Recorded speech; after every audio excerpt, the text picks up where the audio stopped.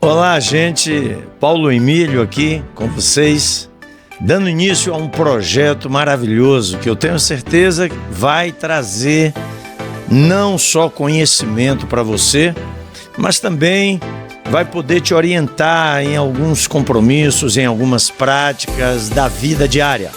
Bem-vindo ao TPM Podcast.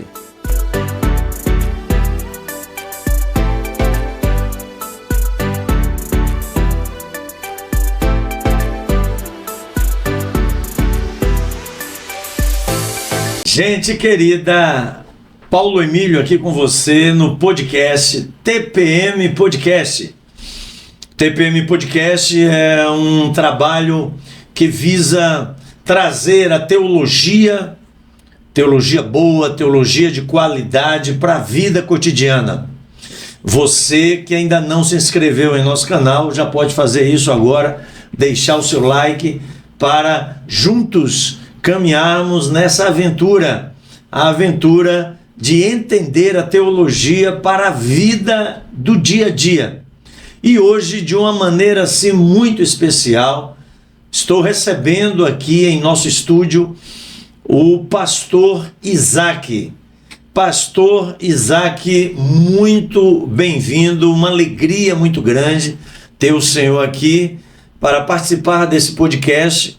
E eu tenho a certeza que a nossa caminhada aqui vai ser um momento especial, um momento de aprendizado, um momento de crescimento.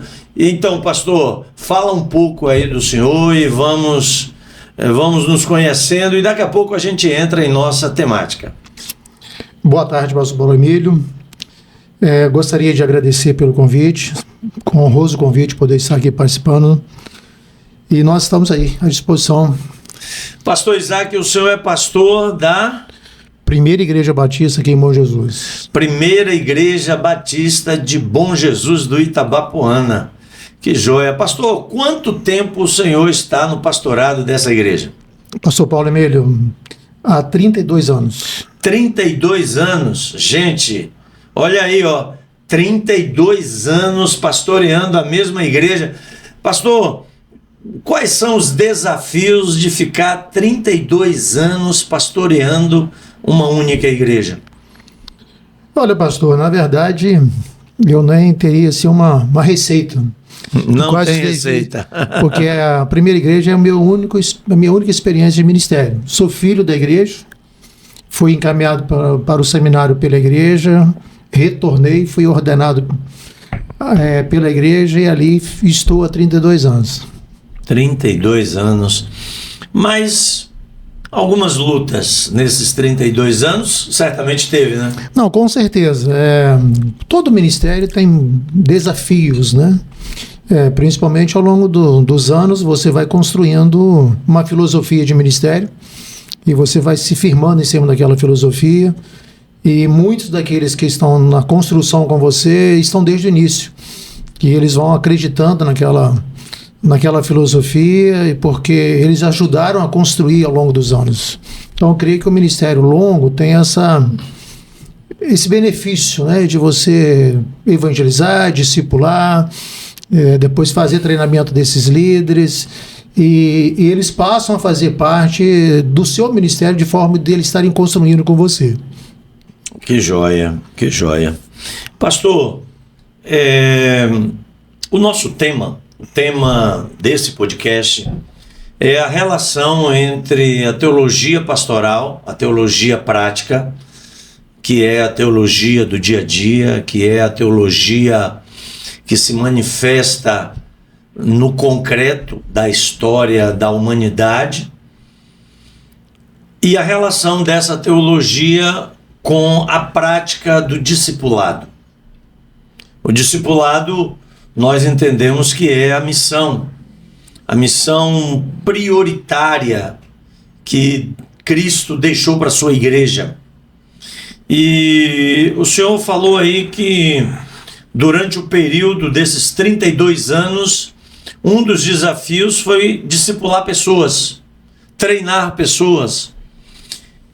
Pastor, fala um pouco desse desafio para a gente entender como é que esse discipulado se materializou na vida do Senhor, na vida da igreja?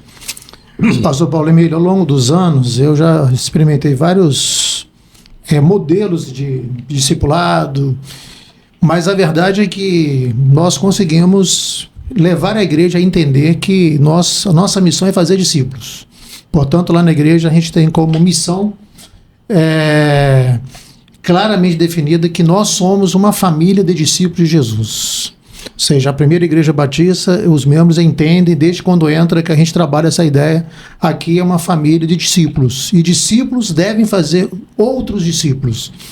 Então eu penso sim que essa mentalidade, quando o povo consegue entendê-la, que nós estamos ali para cumprir uma missão que é primária de tudo que nós fazemos, e nós entendemos isso, que todas as nossas atividades na igreja, todas elas, e nós temos vários ministérios na igreja, mas todos os ministérios têm que culminar em fazer discípulos, que é o objetivo primário. Nós temos encontro de casais, temos uma escola, ministério de despertamento espiritual, enfim, evangelização, que nós temos um trabalho de evangelização, mas tudo que nós fazemos, seja de organizações de homens, de mulheres, objetivo primário desses eventos, dessas organizações, é fazer discípulos. Pastor, eu li um livro, não sei se o senhor já o leu, que é Igreja Simples. E enquanto o senhor estava falando aí, eu estava me lembrando desse livro, porque nesse livro os autores são dois autores que fizeram várias pesquisas sobre igrejas. O que eles definiram é que a igreja simples tem uma missão muito simples e que é de conhecimento de toda a igreja. O senhor tem conhecimento desse livro? Não tenho. Interessante. E fala aí pra gente como que esse livro ajudou o senhor, teve alguma influência nessa perspectiva de focar na questão do discipulado da igreja? Pastor, eu já venho há alguns anos, fazendo alguns cursos nessa área. Como eu disse, eu já experimentei vários modelos de discipulado. E os últimos anos eu tenho estado muito em contato com o Instituto Haggai. Instituto Haggai. E o Instituto Haggai, inclusive, tem um curso Igreja Simples. Que maravilha. Tentando trabalhar essa ideia, de resgatar esses valores que ao longo dos anos foram esquecidos.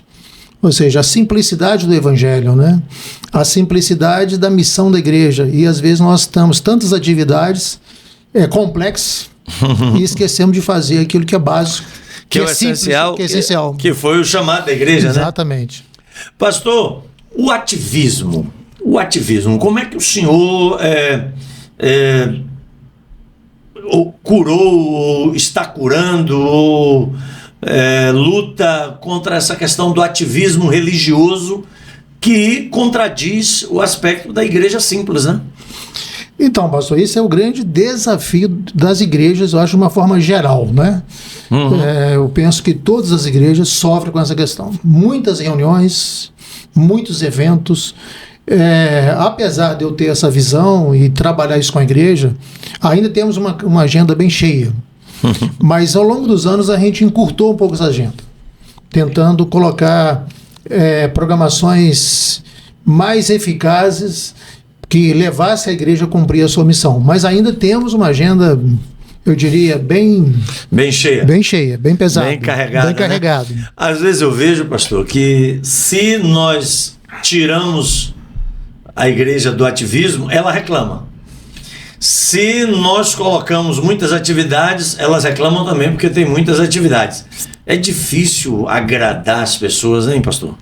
Então, esse é um grande desafio. Eu acho que está muito ligado à cultura, Nós temos uma cultura cristã ao longo dos séculos, e quando você vem com uma visão, eu aqui na primeira eu tive uma experiência de tirar o culto no meio de semana. Porque não era um culto produtivo, um culto que nós tínhamos como tema culto de doutrina, mas as pessoas não iam ao templo, então, ou seja, eu não conseguia doutrinar a igreja. Eu tive que mudar essa visão e levei a igreja a entender que o culto de meio de semana, durante a semana, não era um culto produtivo. Aí nós trabalhamos com células, Ou seja, ou vamos ter outras reuniões mais produtivas, de grupos específicos. Você não leva a igreja toda durante a semana na igreja, mas você leva grupos específicos. Leva uma quinta-feira do mês, eu levo os homens. Numa outra quinta-feira, eu levo as mulheres. No final, você tem um resultado melhor do que tendo vários cultos. A gente já teve aqui na igreja 2 cultos durante a semana. Nossa, pai. Aí, ao longo dos anos, mudar essa cultura, aí nós substituímos um desses cultos para o movimento de células. Foi logo no início do meu ministério. A igreja comprou a ideia, eu mostrei que o culto de oração que a gente fazia no templo, ele tinha uma frequência que dava 10% se eu levasse a igreja para pequenos grupos nos lares. Então a igreja entendeu isso. Certo. Aí depois eu consegui levar a igreja, ela entender que também que no meio de semana eu posso ter uma reunião de liderança, eu posso fazer um treinamento, porque eu com a agenda cheia, eu também não tinha tempo para estar ministrando um curso.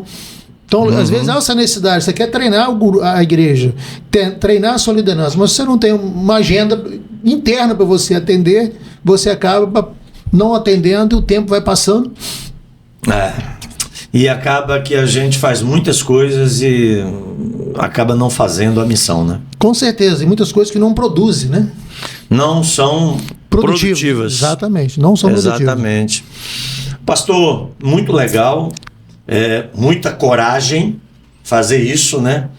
Modificar a questão estrutural. O senhor falou aí de levar a igreja para as casas. Outra coragem muito grande. E no meio dessas mudanças, isso tudo para cumprir a missão do discipulado. Então, entre essas mudanças, quais foram as barreiras que o senhor encontrou? Pastor, na verdade, as maiores barreiras estão ligadas realmente a essa tradição, né? A tradição. A igreja tem uma história, né? Então você tem uma... Quando você começa a pastorear uma igreja, você já pega aquela igreja com uma história de formação, de visão, e de repente você vem com uma nova visão. Como eu disse, como eu estou já há 32 anos, hoje eu desfruto de uma liderança que já comprou a visão da igreja, ou seja, a visão não é mais do pastor Isaac, a visão é da primeira igreja batista de Bom Jesus, e a liderança comprou essa visão, porque se a liderança não comprar a visão, você não vai. Há uma frase que diz que nenhuma igreja cresce além da sua liderança. Normalmente nós associamos o crescimento da igreja ao pastor, mas o crescimento da igreja está relacionado exatamente à liderança da igreja. E nenhuma igreja cresce além da sua liderança. Se a liderança não comprar a visão... Se a liderança não crescer junto... Não crescer junto, você não vai. Sozinho você não vai. Não avança, né? Não avança. Eu já vi até uma ilustração que às vezes o pastor avança tanto, ele fica tão longe da igreja, que o pessoal da igreja tem uma ilusão de ótica e acha que ele está vindo contra a igreja, de tão distante que ele está da igreja, porque a igreja não avançou junto com ele, correto? Com certeza, isso acontece muito. Joia. Então, vejam bem, você que está aí participando do podcast, você pode deixar a sua opinião. Nós vamos dar atenção ao que você está colocando, vai ser lido. E se ainda não se inscreveu no nosso canal, se inscreva, deixe o seu like, por favor, não se esqueça disso, porque hoje o nosso podcast está assim, muito legal, sempre trazendo algo novo, e a presença do pastor Isaac, da primeira igreja Batista de Bom Jesus de Itabapoana, no Rio de Janeiro, está sendo muito legal. Pastor, e a teologia? A teologia. Como que a teologia foi fundamento para essas mudanças? Mudanças visando cumprir a missão do discipulado. Não, pastor, eu penso que o fundamento está lá em Atos capítulo 2, desde da fundação da igreja, quando Pedro prega aquele sermão, aquelas pessoas se convertem e batizam, e a partir do verso 41, nós temos ali esse fundamento, né? De que eles deveriam fazer discípulos, e eles fizeram discípulos, permanecendo em comunhão, Eles fizeram discípulos ensinando a doutrina dos apóstolos. Eu acho que quando a igreja compreende que essa missão, né, dada aos apóstolos e que foi transmitida para nós, é a base da nossa missão hoje, eu creio que a coisa começa a caminhar mais claramente. Você tem ali um manual prático de crescimento de igreja, de discipulado. Quando você pega o livro de Atos, você percebe que ali está o manual prático. Exatamente. Então a teologia prática a partir do livro de Atos é que deu esse fundamento, essa base, né, para mudar algumas coisas na igreja, mudar a estrutura da igreja para a igreja entender a missão. Eu penso que sim. Eu entendo que... Eu acho que a igreja compreender, né, o chamado, né, que Deus deu à igreja, chamado esse que primeiro foi dado a Abraão, esse propósito, esse Deus missionário, né, que veio para buscar e salvar aquele que se havia perdido. Quando a igreja compreende essa base teológica, né, talvez eu já entrei mais na parte prática, mas quando a igreja compreende que o chamado dela é ir, agora ela tem que ir ao mundo e fazer discípulos, ela entende que isso é um chamado de Deus para cada seguidor dele, a gente começa a trabalhar a parte prática, né? Como que você faz isso aí? Como é que você pode cumprir esse chamado de Deus na sua vida? Muito bom. Agora, pastor, vamos entrar na questão aqui do discipulado. Como é que o senhor define discipulado? Se o senhor fosse definir aí de maneira bem objetiva, como é que a gente definiria o discipulado? Eu defino o discipulado como um processo de crescimento espiritual com o objetivo de levar um novo convertido a ser semelhante a Jesus. Ou seja, que ele cresça até ele ser um pequeno Cristo. Isso é um processo que começa na conversão e vai terminar na glorificação. Ou seja, durante toda a sua vida, ele está num processo de crescimento. E no início desse processo, ele precisa de muita ajuda. Ou seja, como a Bíblia compara a conversão a um novo nascimento, é como um bebê. Então, um bebê, para desenvolver, ele precisa de todos os cuidados, alimento, cuidado, acolhimento. E quem que tem que fazer isso? São os novos, a igreja. Tem que fazer isso com os novos. A igreja tem essa missão de abraçar essas pessoas e caminhar com elas. O ideal é que esse processo inicie de 1 a 1. Mas é o grande desafio hoje, dessa agenda cheia e as pessoas comprarem essa ideia de fazer esse discipulado. Mas fato é que esse é o processo de Deus, né? Esse é o plano de Deus. Mas eu vejo o discipulado como um processo de crescimento. Até que todos cheguemos à medida da estatura de Cristo. De Jesus, né? Ser semelhante a Cristo. E esse processo de crescimento, o senhor deixou muito claro que é o mais velho cuidando do mais novo. Do mais novo. Esse é um processo que acontece de várias formas, de várias maneiras. Mas como entra, pastor, a questão do relacionamento no discipulado?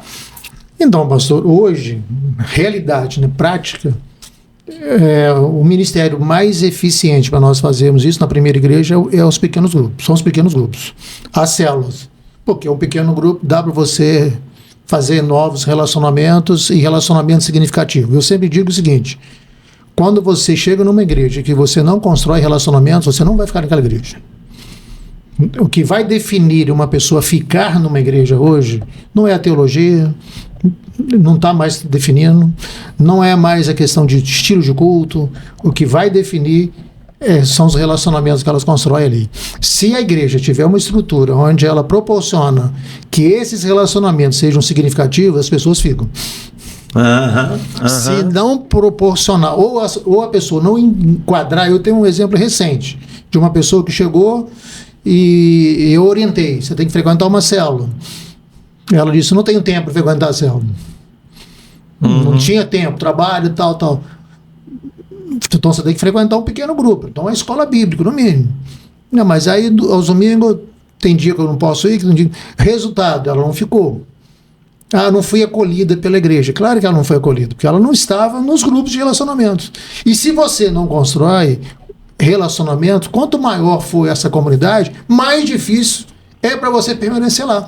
Porque você vai ser um completo desconhecido ali naquela multidão ali. Você vai entrar, ninguém vai te notar. E com o tempo você tem necessidade de relacionamentos. O ser humano é um ser social por natureza. Se ele não tiver relacionamento ali, ele não vai ficar ali. Ele vai procurar uma comunidade onde ele possa construir esses relacionamentos. Então, o ideal é que dentro desses pequenos grupos, os membros maduros, eles gerem esses relacionamentos. E passa a cuidar dessas pessoas. Cuidando, fazendo contato, procurando saber se ela está frequentando a escola bíblica, que é um outro sistema que a gente tem. Ou seja, mas o acompanhamento tem que ser feito, a ideia é que seja feito dentro do pequeno grupo. E aí tira aquele peso de que o pastor tem que fazer tudo, né? Agora, a igreja entende isso, pastor? Então, essa é eu penso que nós temos crescido nesse sentido. Os líderes de célula, e o ano passado eu fiz alguns investimentos, e é uma área que nós precisamos investir cada vez mais na liderança de células. Quando o líder de célula entende que ele faz um pastoreio daquele grupo, e que ele está ali para pastorear, e ele faz um bom pastoreio, a coisa funciona. Porque exatamente esta a ideia, é você dividir o rebanho. Eu tenho um pequeno grupo. Então eu sou responsável por aqueles que estão no meu pequeno grupo. Então eu tenho lá de 15 a 20 pessoas num grupo. Então eu tenho condições de dar uma atenção especial a essas pessoas. Eu tenho condições de ir atrás delas. Agora, eu não tenho condições de ir atrás de todos que estão chegando para a igreja. Se cada líder assumir o seu papel, naturalmente o crescimento vai acontecer, o discipulado vai acontecer. Se todos os líderes assumirem o papel de liderança e fazer esse acompanhamento, e o discipulado pessoal, né, de estar ali, que ele deve fazer com essas pessoas. Que o discipulado aí é o cuidado que acontece prioritariamente no pequeno grupo. No pequeno grupo. Ele vai estar ali pastoreando mesmo, em todos os momentos. Ele pode iniciar até um estudo bíblico individual com aquela pessoa, além dos estudos do grupo. E ele pode fazer outros encontros, e esse é um estilo que nós fazemos. Faça outros encontros, até encontros recreativos, para construir esses relacionamentos, para que essas pessoas sintam parte. Porque senão elas vão estar aqui, mas não sentem parte da comunidade. Pastor, muitas pessoas, eu imagino que serão contrárias a essa metodologia, porque elas vão dizer assim, não, mas quem tem que fazer isso é o pastor. É o pastor que é o pastor, é a pessoa paga para pastorear. Como reverter isso na cabeça do membro da igreja? Então, pastor, a gente tem, na verdade, eu venho trabalhando isso no púlpito há alguns anos, que a minha missão primária é alimentar o rebanho. Ou seja, eu entendo que o meu chamado primário, enquanto pastor, é ser o intérprete das escrituras para a igreja. Ou seja, eu não abro mão, as outras atividades eu realizo. Então eu entendo que a segunda missão que eu tenho é formar líderes. E eu formar uma liderança, até por essa tese de que a igreja não vai crescer além da minha liderança. Mas eu entendo que essa missão, essa visão, aliás, que nós temos de que o pastor é aquele que faz tudo. O faz tudo, exato. Não é uma visão equivocada. Não é uma visão bíblica. Não é uma visão bíblica. Na verdade, nós somos chamados, e esse texto de Efésios, a Bíblia diz que Deus chamou alguns para pastores visando o aperfeiçoamento dos santos. Ou seja, visando o aperfeiçoamento da igreja. Efésios 4, 11, 12. Isso. Essa é a visão bíblica. O pastor não é chamado para fazer a obra, ele é chamado para treinar, capacitar aqueles que vão realizar essa obra. Que legal, muito jóia. Mas, como eu já falei, muita gente não vai gostar disso, né, pastor? Então, pastor, essa é uma questão que eu vejo ela muito ligada à questão cultural mesmo da própria igreja, né? Sei. Cada igreja, cada povo ali, cada comunidade tem uma cultura e eles constroem ao longo dos anos. E eu, pela graça de Deus, tenho tido o privilégio de estar na mesma comunidade há muitos anos. Então, o que eu percebo é que hoje, aqueles que lideram comigo foram aqueles que se converteram, foram discipulados nesse processo. Então, eles compraram essa ideia. Você disse agora há pouco a respeito do Mike, que eu teve aqui. Então, o Mike é um exemplo. Alguém que se converteu nesse período do meu ministério, foi treinado, discipulado. Então, ele já tem uma visão totalmente diferente daqueles que foram orientados no passado a pensar que o pastor é aquele que é pago para fazer. Não estou dizendo que isso já é como eu faço visitas pastorais com um grupo da igreja e algumas vezes eu falo assim, ora aí, minha irmã, tá comigo. E alguém, parece que o pastor que tem que orar, né? Só vale se o pastor orar. A oração do pastor. A oração do pastor é aquela imagem do sacerdote, né? É aquela imagem clericalista, né? Exatamente. E a gente tem um princípio que é um princípio básico, né, da reforma, que cada crente é seu próprio sacerdote, né? Mas a gente coloca essa imagem, né? O pastor é o sacerdote, é ele que ora, é ele que abençoa. Infelizmente, até aí no meio evangélico trouxeram essa imagem novamente, né, do sacerdote. Hoje em dia, infelizmente, né, no meio que eu acho que é um equívoco, uma vez que é um equívoco grandioso, é um erro que prejudica o cumprimento da missão da igreja. Torna o cumprimento da missão da igreja centralizado em torno da figura do pastor. Né?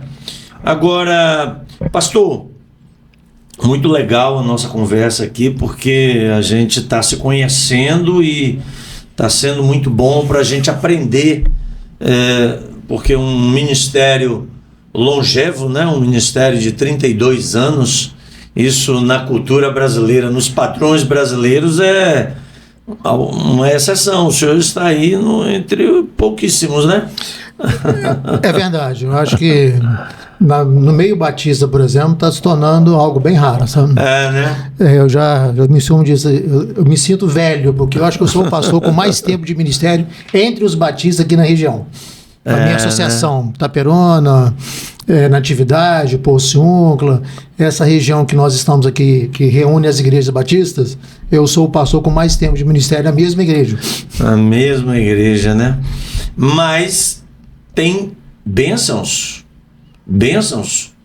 produção, isso tem demonstrado como a igreja veio se transformando, se modificando nesse processo, não é isso? É verdade, eu acho que o ministério a longo prazo proporciona a você fazer planos a longo prazo. Como eu disse, como é um processo, você leva tempo. Então, esses ministérios que têm tempo determinado, eu, na minha visão, eu acho que ele dificulta você pensar a longo prazo. Porque muitos projetos que poderiam dar muitos frutos, né, num tempo de 6, 8, 10 anos, ele é interrompido com 2, 4 anos. Ou seja, você não tem como, porque é um processo de crescimento espiritual, e esse processo de crescimento do novo discípulo, ele leva tempo. E, na verdade, ele vai até o final, né, da existência do ser humano. Exatamente. Então, você fazer um discípulo de Jesus leva tempo. E exige investimento, não é algo a curto prazo. Então, eu penso que estar a um tempo maior no ministério, na mesma igreja, proporciona algumas, né, vantagens nesse sentido. Joia. Agora, discipulado é um modelo.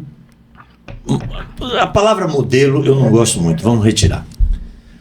É um processo de relacionamento que gera mudança, transformação, e que com o decorrer do tempo a pessoa estará mais parecida com Cristo e menos parecida com o que ela era antes de começar, certo? Jesus era chamado de amigo de pecadores, porque ele se relacionava com pessoas não religiosas, pessoas que eram mal vistas pela cultura religiosa do seu tempo.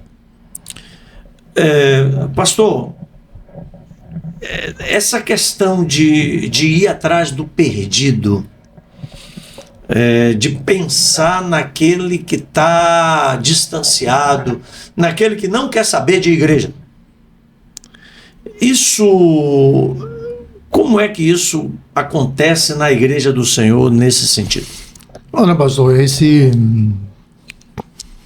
tema, né, ele é muito interessante, né? Quando o senhor menciona aí a respeito de Jesus, né, esse registro lá em Lucas, Jesus contou aquelas 3 parábolas para responder àqueles que estavam Lucas acusando. 15, né? Lucas 15, né? Ou seja, ele estava mostrando que aquelas pessoas eram perdas de Deus, né? É o pai que perde o filho, é a mulher que perde a moeda e o pastor que perde a ovelha. Na verdade, estava dizendo, olha, todas essas perdas são perdas de Deus, para ilustrar o valor do perdido.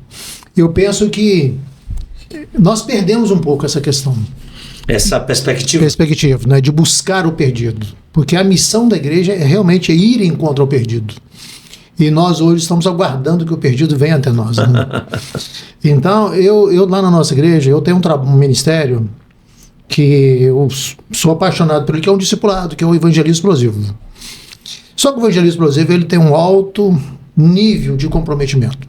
E normalmente as pessoas não querem nada que exija delas comprometimento. Exatamente. Querem coisas mais rápidas, fáceis. Faz parte dessa época que a gente vive. Discipulado, como você falou, não é modelo. Discipulado é um estilo de vida. Eu tenho uma ferramenta que eu vou usar, mas eu tenho que ter essa convicção de que a minha missão é buscar o perdido.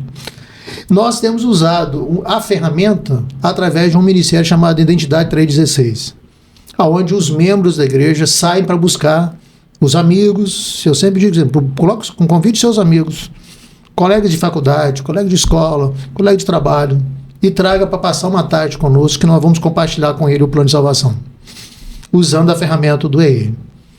Mas fato é que a gente deveria fazer isso como estilo de vida. O evento já é uma necessidade, é para suprir um não cumprimento de algo. É verdade. Entendeu? Ele é eficaz, mas é algo que nós implantamos para suprir uma carência de que nós não conseguimos. Fato é que quando nós conseguimos fazer essas visitas como estilo de vida durante a semana, você tem um resultado melhor do que esse trabalho que a gente realiza lá, que é um trabalho que tem dado frutos. Mas se fizéssemos, se os membros fossem treinados, porque o EE trabalha com princípio.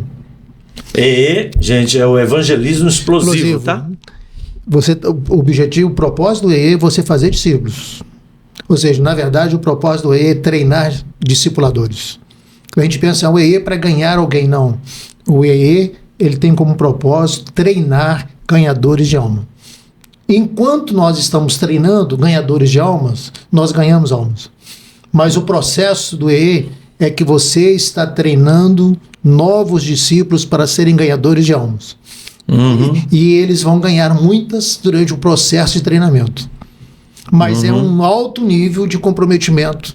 E hoje, como você falou, a vida corrida, com essa agenda cheia, muitas vezes a gente não encontra. Essa semana eu fui cobrado por um membro da igreja, líder, a respeito do EE, que ele disse que numa reunião de pequeno grupo da igreja, onde a gente falava da missão da igreja, e alguém lembrou, nós temos que voltar com o EE. Eu falei, tá bem, tá vendo? Mas como que você encaixa isso na agenda da igreja? Na agenda da igreja, né? Aí voltamos ao começo da nossa conversa, que é a igreja simples.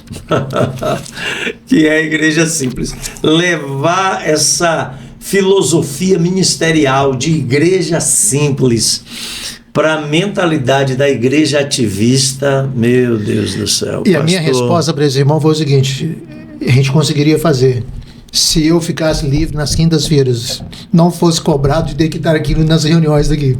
Ou seja, eu não conseguiria colocar mais um dia de atividade na igreja, mas eu poderia ter atividades paralelas, todas elas produzindo.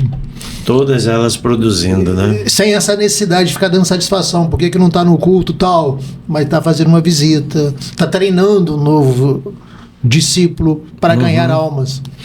Então a gente vê que o empecilho para o discipulado, às vezes, é a própria igreja. A agenda, né, que nós criamos. A agenda criada, né? Nós criamos uma agenda pesada, né? Isso é fato. Todos nós hoje estamos com a vida corrida, né? Vida corrida. Uma cidade tão pequena como Bom Jesus, mas uma vida tão corrida como São Paulo. Com certeza. Mas, pastor, vamos lá. Estamos chegando aí do meio para o final. E eu vou ler aqui um texto que diz assim: a teologia prática e o discipulado estão relacionados na vida cotidiana dos fiéis, pois a teologia prática convida a uma vida de discipulado. A teologia prática convida a uma vida de simplicidade, né? A teologia prática, como nós podemos pegar a teologia e transformá-la em uma teologia do cotidiano, não em uma teologia do gabinete, né? Porque hoje em dia tem muitas pessoas que são chamados de pastores, teólogos de gabinete, mas a pessoa não vai para a vida do cotidiano, para a vida do dia a dia. Como a gente pode fazer isso, pastor? Pegar a teologia e colocar ela na vivência do dia a dia. Olha, pastor, eu penso que um dos grandes desafios do pastorado, porque eu penso que pregar é explicar e aplicar. E talvez a grande dificuldade que nós enfrentamos é como nós fazemos a aplicação da teologia à vida das pessoas. E acho que isso começa no próprio púlpito, né? Porque as pessoas têm que ter uma resposta. O que esse texto tem a ver com a minha vida amanhã, na segunda-feira? Para onde eu estou indo? O que o pastor quis dizer com esse texto, com essa mensagem? Então, esse é um grande problema, até nas questões teológicas das nossas denominações. Quando nós falamos em ortodoxia, todo mundo entende. Mas quando nós falamos na ortopraxia, que é a prática, no meio batista acontece muito isso. Pela autonomia das igrejas locais, você vai perceber muitas práticas diferentes da mesma teologia.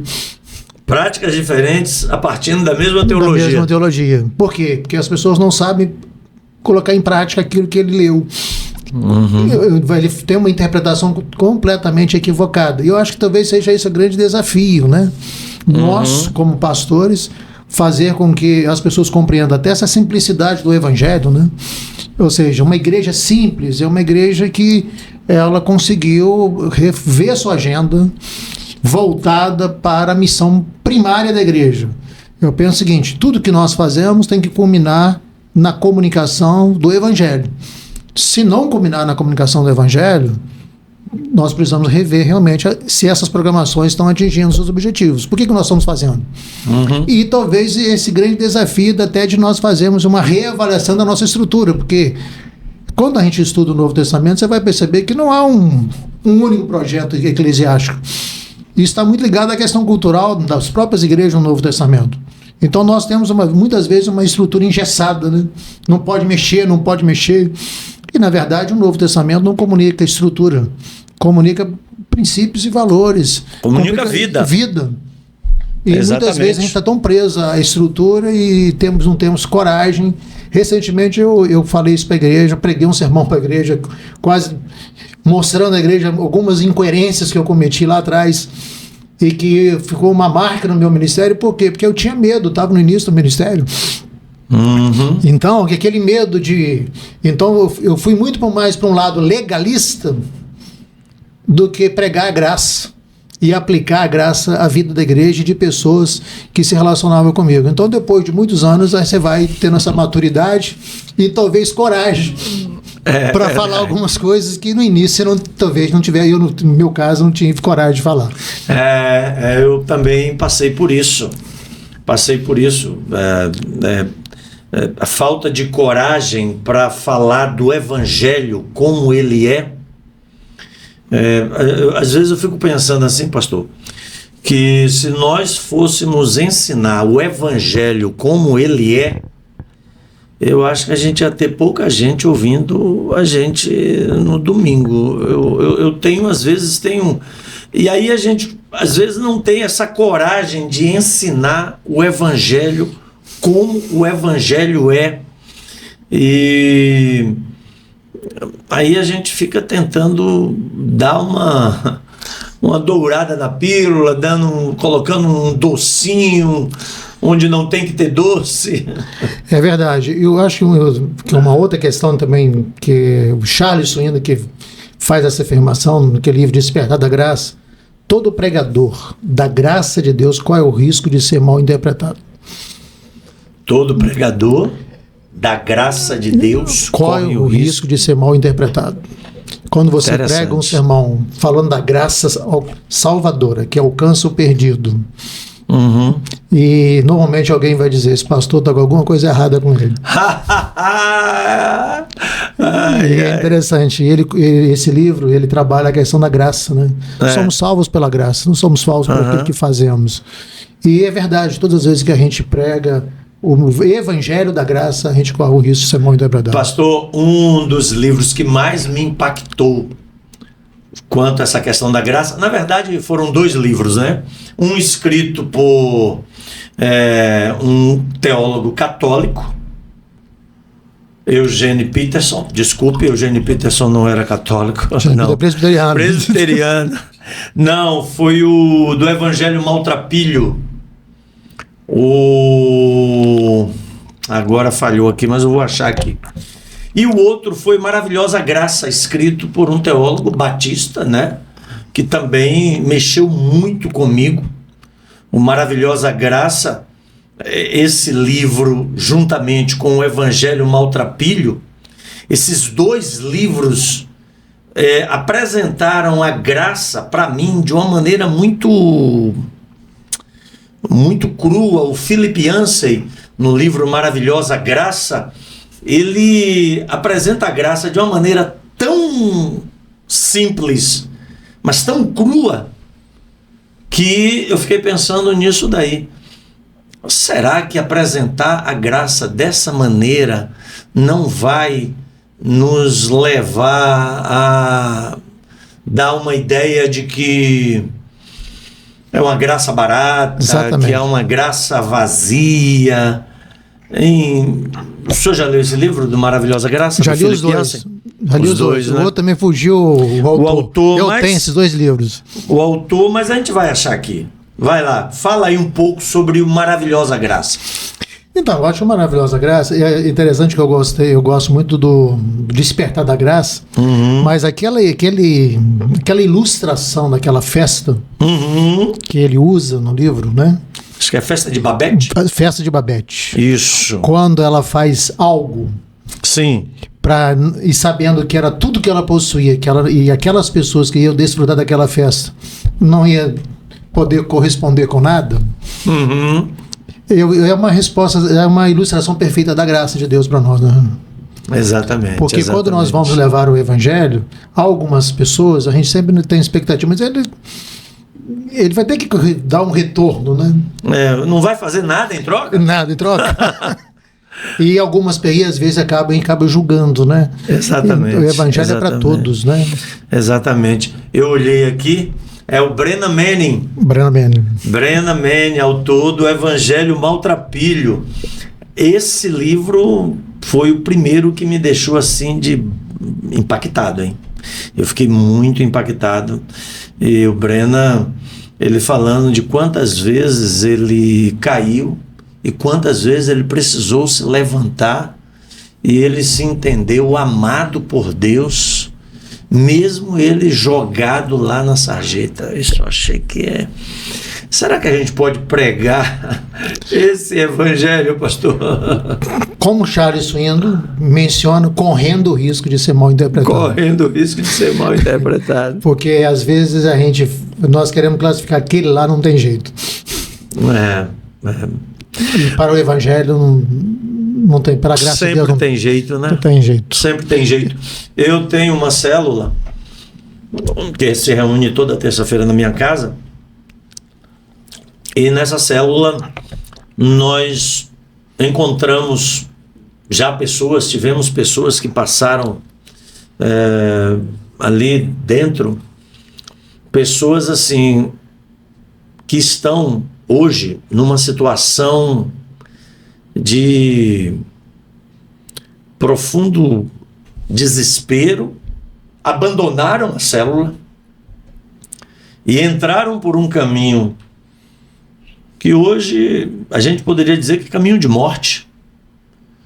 E às vezes eu fico pensando, meu Deus, como é que nós vamos tratar dessas pessoas quando elas voltarem? Porque eu sempre tenho a expectativa de que o perdido vai voltar. Ou ele volta ou a gente vai atrás dele. Porque enquanto ele estava ali na célula, o evangelho foi foi sendo anunciado, a semente foi lançada e existe uma semente boa. A semente é sempre boa. O terreno é que às vezes não é, né? Mas a semente é sempre boa e eu creio que um dia essa semente vai frutificar, vai brotar. Como é que nós vamos receber essas pessoas que estão no caminho de morte hoje e que precisam voltar para o caminho da vida? Então, esse é o grande desafio. Eu acho que esse é o grande desafio, né? Nós precisamos olhar para essas pessoas com o olhar de Deus, com graça de Deus. E muitas vezes a gente tem um olhar legalista. E quando nós somos pregadores da graça de Deus. Mas muitas vezes a questão na histórica e uma série de situações nos faz olhar para essas pessoas com um olhar legalista e julgamento. E a Bíblia mostra claramente que Deus é um Deus da segunda chance, da terceira chance, de 70 vezes 7. 70 vezes 7 é um número de graça pura, né? Não há limites de perdão, não há limite para restauração. E eu tenho tentado olhar para as pessoas com essa visão, mas é algo desafiador. Desafiador. Quando alguém pergunta, vai mudar, pastor? Semana alguém me perguntou, vai mudar? Eu não sei se ele vai mudar, mas olha com graça. Você não pode falar aquilo, mas você pode mudar em relação a ela. Você pode ter uma visão de graça para com ela. Certo. Mas você achar que aquela pessoa vai mudar, mas isso não é uma questão nossa. Não somos nós, né? Essa é uma questão que nós temos que levar um evangelho que restaura, que perdoa, que dá a segunda chance, a terceira. E que esse é o grande desafio, ser esse pregador da graça. Pastor, estamos caminhando aqui para o final do nosso podcast, um tempo especial de crescimento, um bate-papo assim muito legal. E, pastor, para finalizar, qual a mensagem que poderíamos dar para relacionar tudo isso que a gente falou aí, teologia, evangelho, discipulado, graça? Se o Senhor fosse dar essa palavra em torno dessa questão, qual a palavra que a gente daria para as pessoas que estão nos ouvindo? Olha, pastor, eu penso que a palavra seria uma palavra de conscientização da nossa missão, de quem nós somos. Né? Nós somos discípulos de Jesus. E o discípulo de Jesus, ele foi chamado para fazer novos discípulos. Ou seja, todos nós fomos chamados. Temos chamados específicos, mas na verdade, todo discípulo de Jesus, ele foi chamado para fazer novos discípulos. Não há uma exclusão. Eu não fui chamado, não. Todos nós fomos chamados. Todos nós. Todos nós. E nós devemos, então, buscar cumprir essa missão. Verbalizando, vivendo esse evangelho, mas eu tenho que ter em mente que enquanto eu estou aqui, eu estou em missão. Que eu estou em missão e eu devo cumprir essa missão que Deus me confiou até o dia que eu partir para estar com Ele na glória. Ô pastorzão, muito obrigado mesmo, foi maravilhoso nosso papo aqui. Acho que se a gente tivesse aqui mais umas 2 horas, a gente ia longe, hein? Com certeza. Pastorzão, que Deus abençoe a sua vida e se despede aí dos nossos ouvintes. Eu vou pedir, pastor, que o senhor divulgue isso lá na igreja para o pessoal poder seguir a gente, participar do podcast, tá bom? Pastor, eu queria agradecer a oportunidade de estar aqui. Uma honra poder participar desse momento com você aqui. Quero agradecer a todos os ouvintes que estarão futuramente ouvindo esse programa. Meu desejo, a minha oração é que Deus esteja abençoando a sua vida, a sua família, a partir desse programa. Mande o link que estaremos divulgando lá. Valeu, pastorzão. Muito obrigado, hein? Deus abençoe a vida do senhor. Valeu. Amém. Um abraço. Tchau, gente. Tchau.